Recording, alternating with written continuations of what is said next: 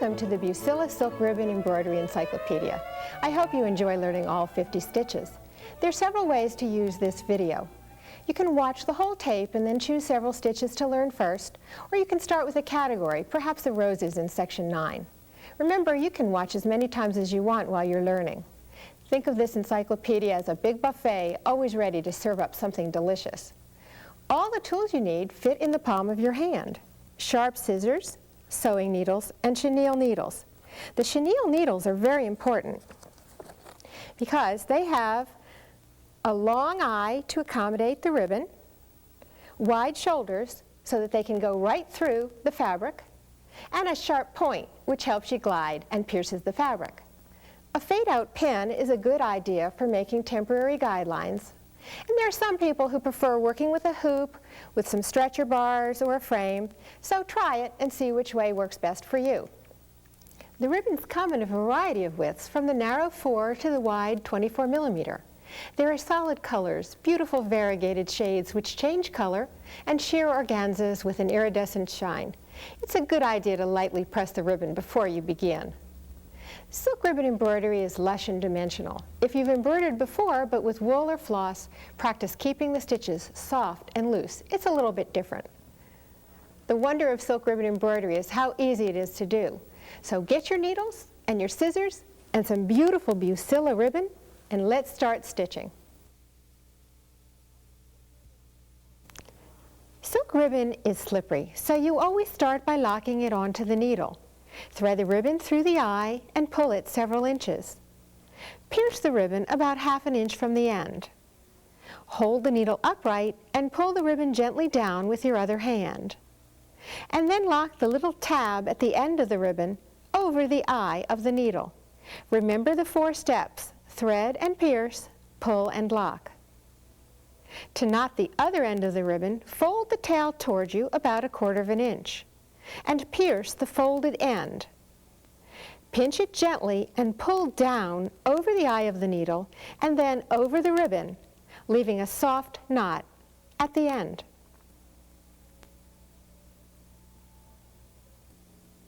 To tie off the ribbon, when you need to add more or change colors, bring your needle to the back and make a knot. Lead with the eye of the needle so it won't snag as you pass under the ribbon. Be careful not to pull too hard so you don't tighten any stitches from the front, and leave a ¼ inch tail when you cut off the ribbon.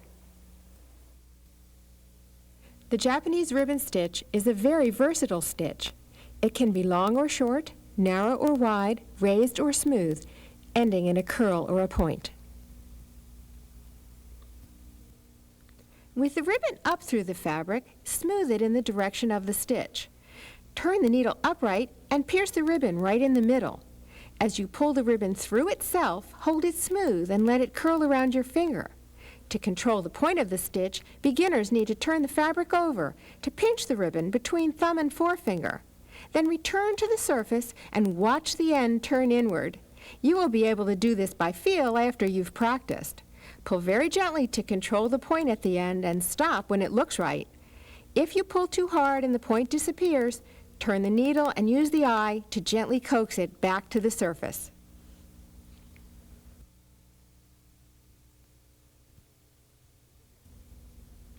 Smooth the ribbon in the direction of the stitch. Push the ribbon with your finger to bring it off the surface of the fabric. Keep the ribbon raised while you complete the end of the stitch, forming a point or a curl.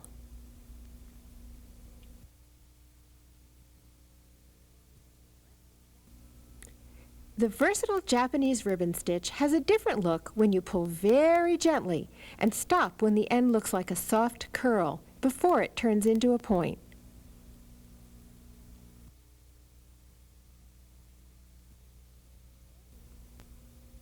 To end a Japanese ribbon stitch so it slants to the side, pierce the ribbon off-center before completing the point at the end.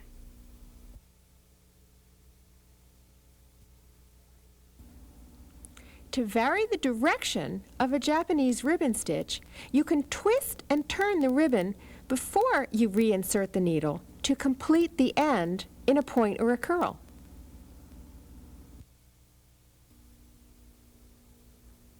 Ribbon embroidery includes a variety of stitches which involve wrapping ribbon around the needle. Use these knot stitches for creating flower petals and centers, flower clusters, small buds, grapes, little leaves, and more. With the ribbon up through the fabric, turn the needle parallel to the fabric and wind the ribbon away from you and back toward you around the needle once. Then turn the needle upright and insert the point back into the fabric, very close to where you came up. Hold the ribbon tail while you pull the needle to the back of the fabric, leaving the knot soft and lush. Don't pull too tight. For a larger knot, wind the ribbon around the needle 2 or more times.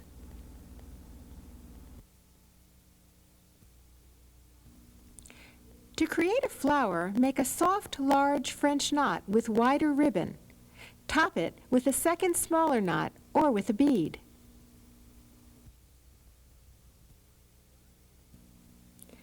Wind the ribbon around the needle, over the eye, and under the point to make a figure 8. Turn the needle upright, insert the point of the needle back into the fabric, and pull the ribbon through. Beginners need to practice holding the ribbon tight enough to control, yet loose enough to keep the finished stitch soft and raised.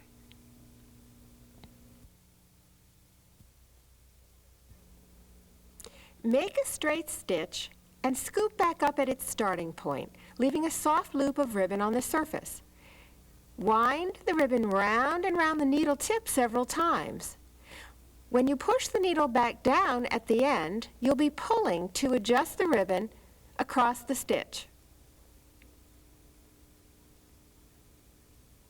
Then insert the needle back into the fabric and adjust the ribbon again if necessary.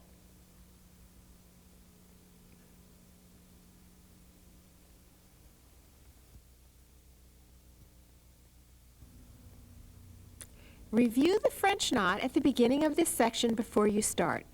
Smooth the ribbon in the direction of the stitch. And make a French knot at the end to complete the ribbon line with a little dot.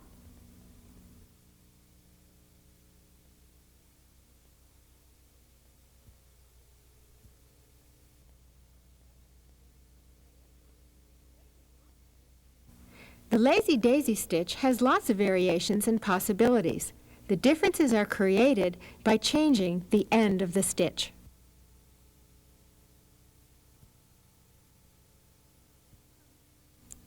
In one motion, loop the ribbon around the needle and go back into the fabric right next to where you came up. Bring the point of the needle up in the ribbon loop. It's a scooping motion like sewing with thread. Pull the ribbon so it forms a smooth ring, pointed at one end and rounded at the other. Secure the top of the loop by making a small, straight stitch. If the ribbon has twisted while you were pulling, you can use the eye of the needle to loosen the loop, smooth the ribbon, and pull again.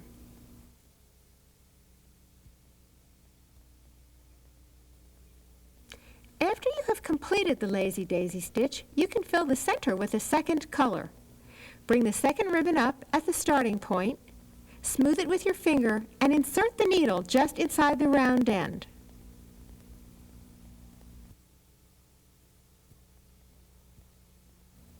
Make an exotic leaf or petal by ending the lazy daisy stitch with a bullion knot at its tip.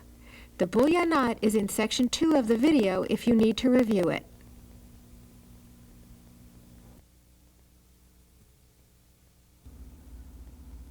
Create an exotic leaf or petal by ending the lazy daisy with a pistol stitch.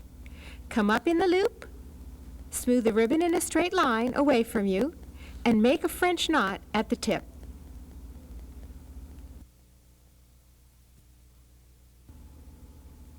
You can make a lush and rounded stitch by securing the end of the lazy daisy stitch with a French knot.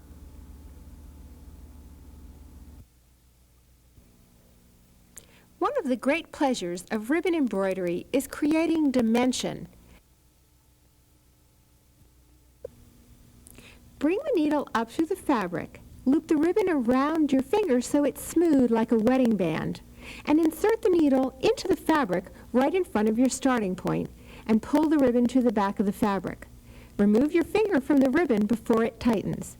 Beginners might want to turn the fabric over and pinch the ribbon between thumb and forefinger for good control, returning to the right side of the fabric to watch as the loop gets smaller. Stop pulling when it's the size you want, and make sure to hold the loop you have just completed each time you begin the next loop. If you pulled too hard and the loop got too small, don't worry. Turn the needle and use the eye to gently bring ribbon back into the loop.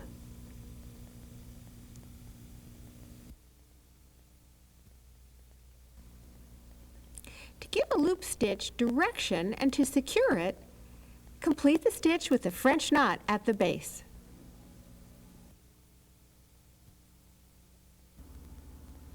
A loop stitch can appear to swirl by twisting the ribbon before completing the stitch. I wonder if this stitch was invented by someone who was making a smooth loop, got it twisted, liked the way it looked, and kept it swirled.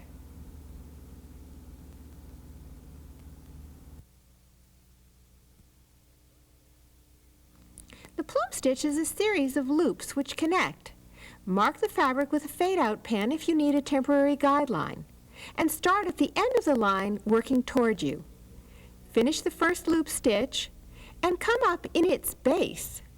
Loop the ribbon over your finger and make a second loop, and then a third, and then a fourth. You can continue making loops till your plume stitch line is as long as you want.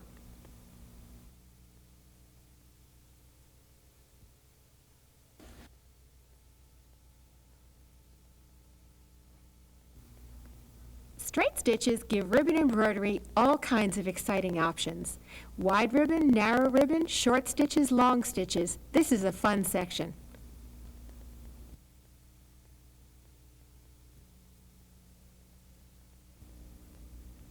The straight stitch is versatile and easy. You smooth the ribbon and insert the needle into the fabric. If you want a straight stitch to be more dimensional, make a second one right on top for padding.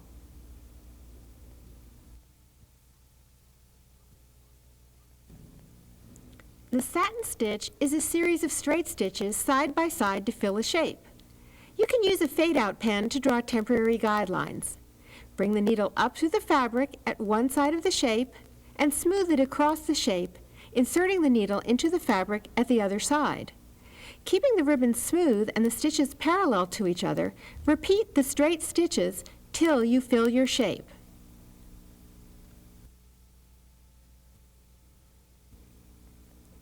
Make a straight stitch and come up again near the end point. Turn your needle to use the eye as a tool to guide the ribbon so the sharp point won't catch or snag. Wind the ribbon several times around the stitch. 3 trips is usually enough. And then at the end, anchor the stitch by inserting your needle back into the fabric and pulling gently. Remember, ribbon needs to stay soft and lush, so don't pull too hard.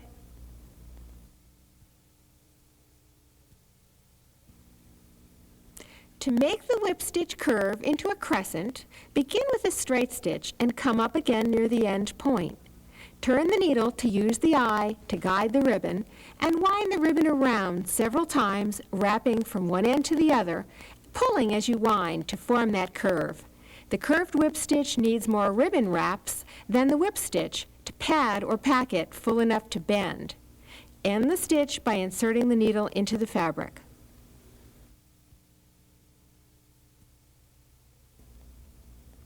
Make a straight stitch and begin the next stitch partway back and along the side of the previous one, continuing till the line is as long as you need. The stem stitch earned its name because it is so often used for stems or branches, but it looks equally beautiful as outlines of any kind.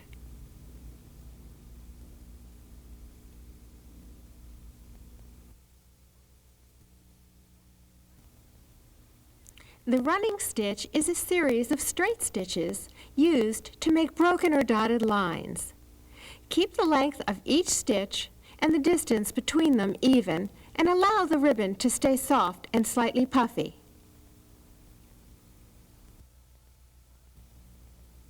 The cross stitch looks like the letter X, but it can turn into a flower or something else entirely if you add something on top.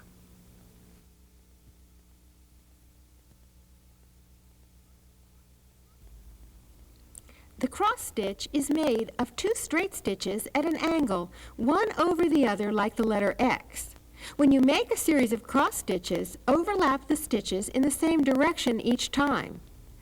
You can vary a cross stitch by adding a French knot or a bead or an upright cross. The next series of stitches are ones which link. You may have seen them used on crazy quilts.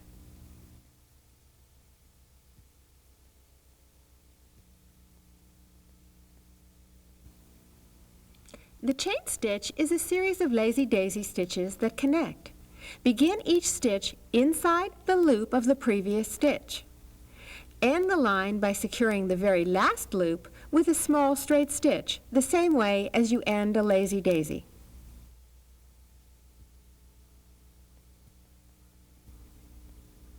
Bring the ribbon up, hold it to the side, and in a scooping motion take the needle behind the fabric and back up in the loop formed by the ribbon in one motion. Repeat the stitch, keeping the distance and the length the same each time. Right-handed people start from the left and work to the right. Left-handed people reverse it, work from right to left.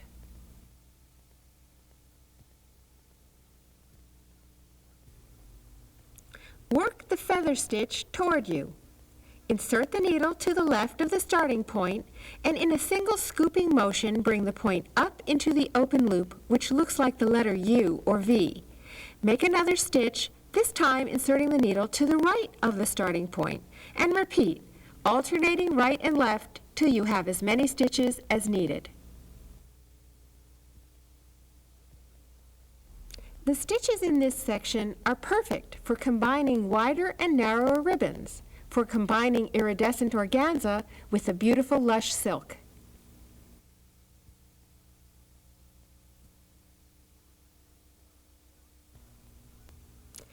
Draw swirling lines by securing a wider ribbon at intervals with short, straight stitches in a narrower ribbon. Remember, keep it dimensional and slightly puffed. Keep both ribbons soft and lush.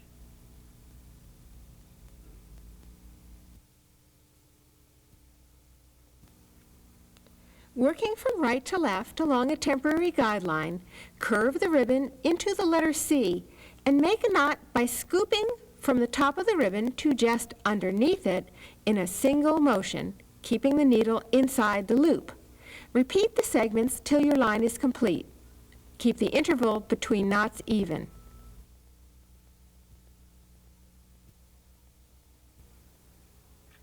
Form a beautiful cascade by making a long straight stitch that you let rise off the surface and curl or twist. Follow it by a short back stitch at an angle by the end of the long stitch. And repeat, long stitch, short back stitch, long stitch, short back stitch, till the cascade reaches the length that you want. Remember, it looks best if you end with a long stitch, because that looks the most like a ribbon would look at its end or at its tail.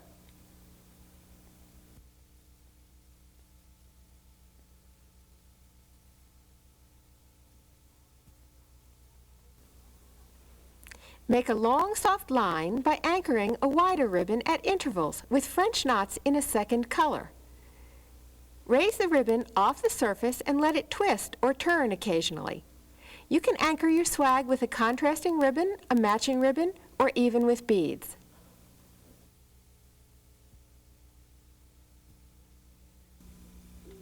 For a spectacular rich effect, thread a number 10 milliner's needle with sewing thread to match your ribbon. We're showing a contrast so you can see. Stitch an angled zigzag of running stitches, and don't worry if they're perfectly even. Catch the edge of the ribbon each time you change angle. After 2 or 3 inches, use the sewing thread to gather the ribbon and adjust the gathers as you go. Continue to stitch zigzag lines, gathering and adjusting. For a very long ruched ribbon, sew it right onto your project every few inches to keep it from twisting.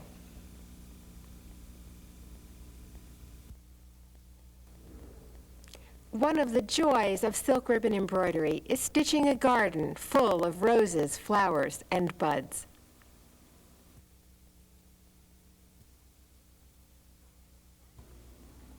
The spiderweb rose is a popular and easy stitch.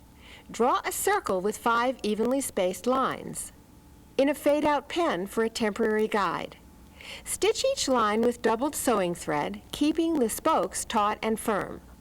Start with the ribbon up at the center point, and remaining on the surface of the fabric, weave it over and under the spokes, alternating as you go round and round. Let your ribbon twist for lush petals. The motion is over, under, gently pull. Over, under, gently pull. As the spokes get full, push the previously made petal aside to find the spoke that's hiding. Complete your rose by inserting the needle through to the back of the fabric to make a final petal. And remember to stay soft and loose. If you make a mistake and go under twice or over twice, don't worry. It'll self-correct the next time you go round, and you'll have a beautiful rose in just a few seconds.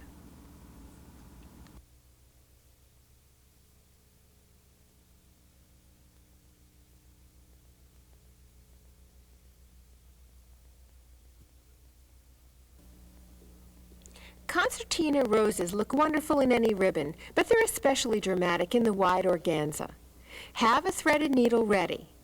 Fold your ribbon in half, fold it across itself to form a right angle, and alternate folding sides over each other till it forms a small packet. Left over right, right over left, left over right, right over left.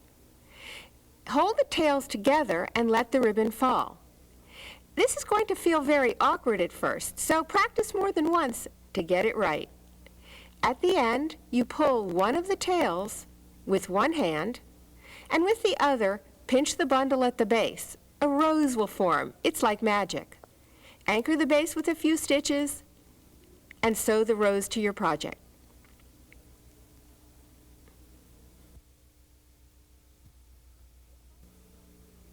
The folded rose is one of my favorite stitches. Thread a sewing needle with thread to match the ribbon. We're showing a contrast so you can see it. Fold the ribbon down towards you and then over itself to form a bud and a little handle. Make 3 or 4 running stitches along the bottom edge of the bud. Gather it and stitch at the base to secure. Now fold the ribbon down at an angle and away from you while you twirl the ribbon around the bud to form a petal. Anchor with a sewing thread. Repeat the petals till the rose is as big as you want, angling down, away, and twirling each time. Some people find it easiest to turn the rose upside down when making the stitches at the base. Make sure the little handle stays in the middle. You can complete your rose by stitching to secure, cut off the extra ribbon, and sewing it right to your project.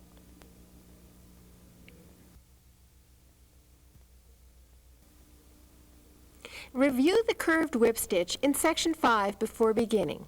Draw a circle. Then form a bud by making 3 curved whip stitches tucked close together in the center. Add a spiral of curved whip stitches tucked around each other to complete the rose.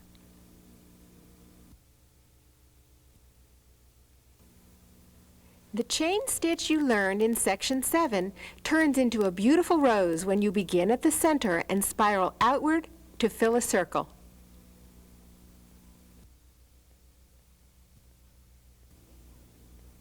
Review couching in section 8 before beginning. Mark a circle the size of the rose. Thread 2 needles with ribbon, one wide and one narrow.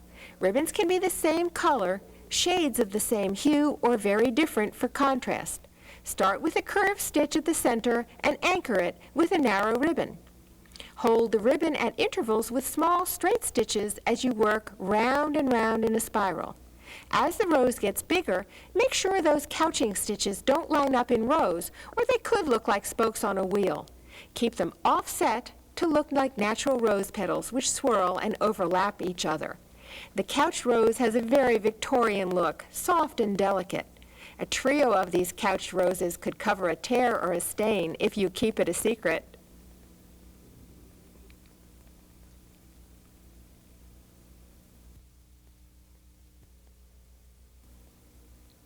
Thread a needle with sewing thread to match the ribbon. We're showing a contrast so you can see it. Fold one end of your ribbon down at an angle and back across itself. Stitch 3 or 4 running stitches along the bottom edge and gather to form a bud. Secure with a stitch at the base. Then continue to make running stitches along the edge of the ribbon, gathering the ribbon while you twirl it around itself. Secure at the base as you go. Remember, the longer the ribbon, the fuller the flower. Make the last few running stitches cross the end of the ribbon at an angle to form your final petal. Stitch several times so the flower can't pull out. And then you can use the attached sewing thread to sew the flower right onto your project, or you can tie it off and sew it on later. When making a project with lots of rosettes, it's a good idea to make them all first and sew them on later. That way you can move them around and adjust them till they look just right. Remember, cut off the little excess ribbon tail before you sew it in place. And you can tuck the cluster together so that the raw edges are hidden.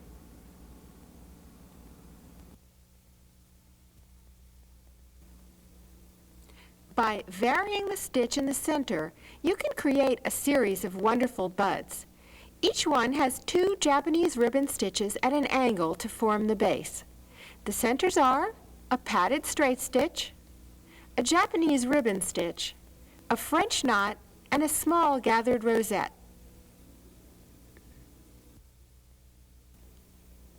This section includes a series of petals, leaves, and branches.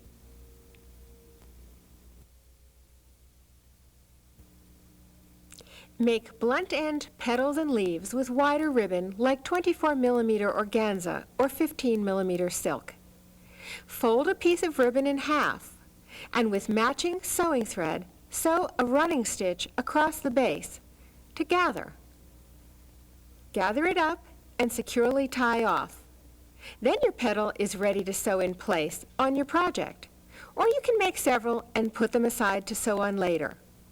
Hide the gathered ends under a button or bead or a cluster of French knots.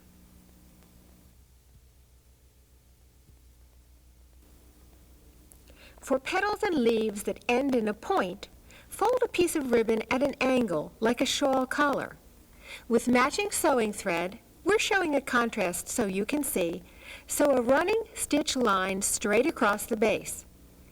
After you've gathered tightly and secured the base with a stitch or 2, cut off excess ribbon and sew the petal or leaf in place.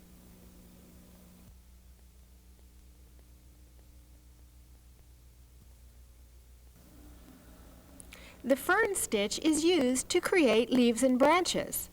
Start with a temporary guideline in fade-out pen and begin by making a straight stitch up and down at the end of the line. And then, working alternately left and right, make 2 more straight stitches at an angle at each side. Continue by repeating the 3 stitch segments, a straight line up and down along your guide, and a little angled stitch to the left and to the right. A single 3-stitch segment makes a perfect little stem and leaf unit for a small flower. A long one would look beautiful along the seam in a crazy quilt.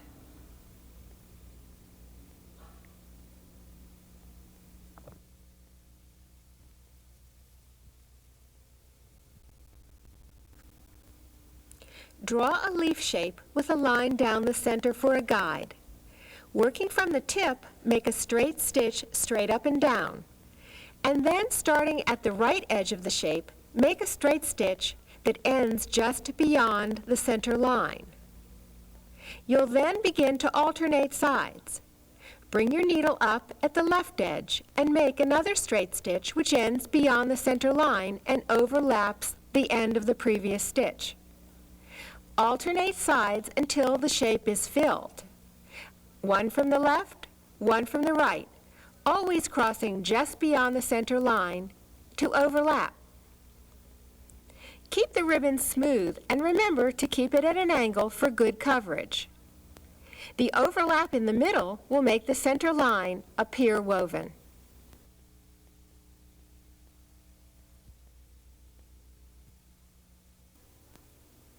The fly stitch is a series of soft V's.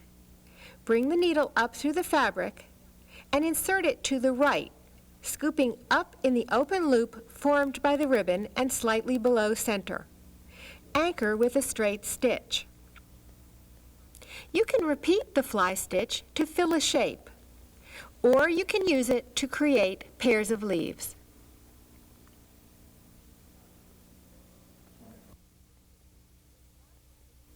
There's magic in silk ribbon embroidery. Bows and bugs and butterflies appear right before your eyes.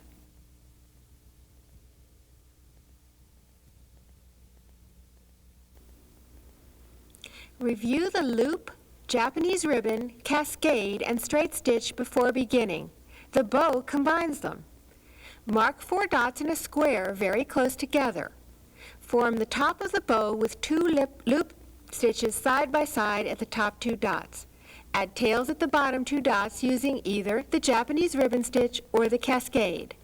The bow appears to be tied when you make a soft, straight stitch covering the center where the 4 stitches meet.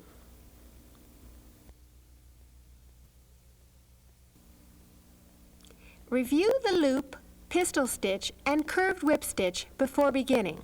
The butterfly combines them. First, make loop stitch wings. Next, make a curved whip stitch body. Finally, add pistol stitch antennae.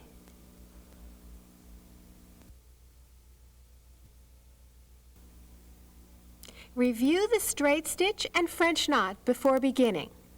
Make a padded straight stitch body. Add straight stitches to divide the wings and make legs.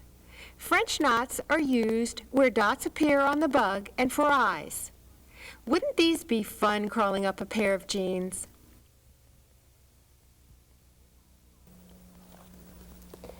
The more I do silk ribbon embroidery, the more I enjoy it.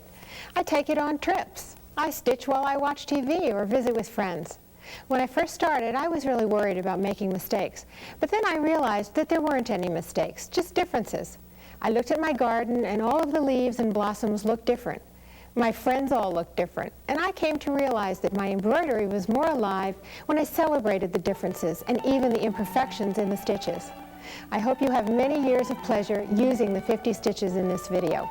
Busilla will always keep you supplied with wonderful products for your projects.